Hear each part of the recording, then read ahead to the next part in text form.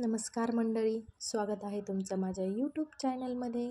चला तर मी आज बनवणार आहे इडली सांबर आणि खोबऱ्याची चटणी. तर व्हिडिओ शेवटपर्यंत पहा. व्हिडिओला सबस्क्राईब करा आणि आवडल्यास लाईक शेअर करा.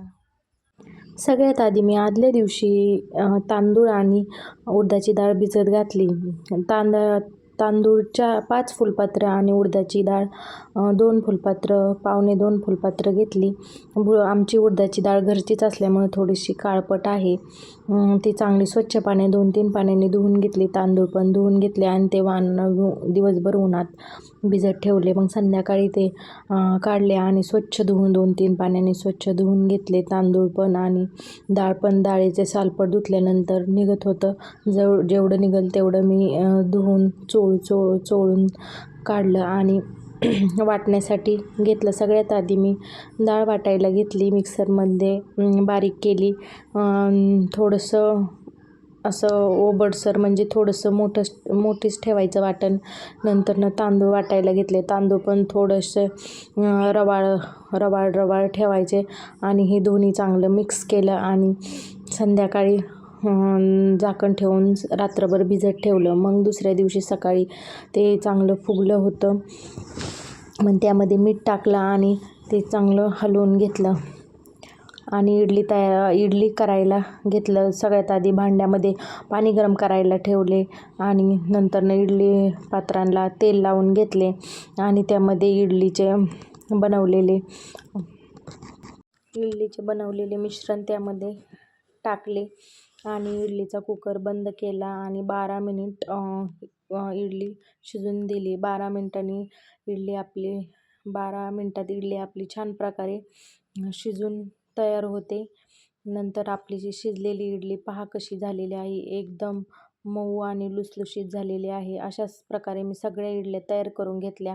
तोपर्यंत मी ओलं खोबरं घेतलं, ते मिक्सरला बारीक केलं. त्यामध्ये थोडंसं आलं, लसूण, 2-4 हिरव्या मिरच्या आणि कोथिंबीर आणि ताक टाकून ते मी खोबऱ्याच्या चटणीसाठी वाटण काढून घेतलं.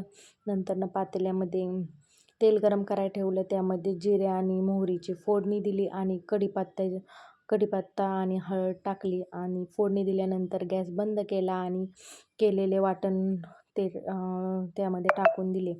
नंतर आपण घराशेजारचाच कढीपत्ता तोडून आणला आणि घराशेजारच्याच आमच्या शेंगाचं झाड आहे, तर त्या शेंगाच्या ताज्या अशा शेंगा काढून आणल्या आणि सांबर बनवण्यासाठी घेतल्या. शेंगा चांगल्या चिरल्या, त्या धुवून घेतल्या.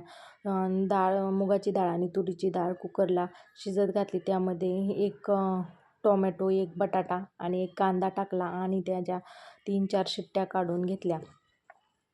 शिट्ट्या करून घेतल्यानंतर दुसऱ्या साईडला शेवग्याची शेंग कढईत थोडीशी शिजवून घेतली. ती कुकरला का टाकली नाही, कारण का कुकरला टाकल्यामुळे त्याचा गाळ होतो, त्यामुळे ती सेपरेट शिजवून घेतली. नंतर त्यासाठी परत 1 कांदा चिरला, तो लालसर परतून दिला. त्यामध्ये जिरी मोहरी टाकली, तिला पण चांगले तडतडून दिली. नंतर आलं लसूण खोबरं याचं वाटण केलं होतं, ते वाटण टाकलं, ते पण चांगलं परतून घेतलं.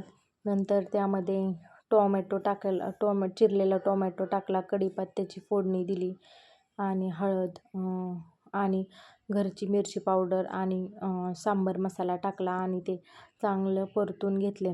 नंतर त्यामध्ये शिजलेल्या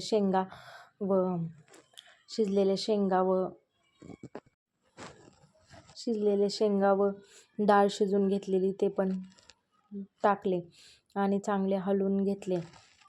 त्यामध्ये थोडंसं कोथिंबीर टाकली आणि जसं लागन तसं पाणी टाकलं आणि चवीनुसार मीठ टाकलं.